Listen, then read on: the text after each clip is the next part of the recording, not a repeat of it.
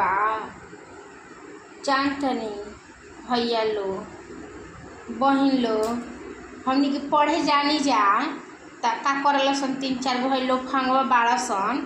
तवन पीछे पीछे जइया सन हनु 5-5 हजार के लिए 6 हजार के मोबाइल ले रही सन आई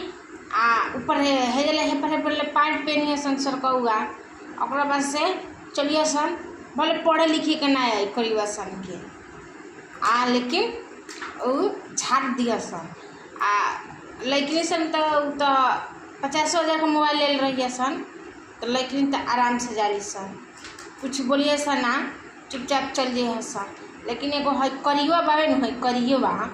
एकदम युवत कर दिले बा जब जाला तब ही 4 गो लेकिन के पीछे पड़ जाला एकरा तनको ना बुझाला कार करीबा कता रे बा नेचुरल ब्यूटी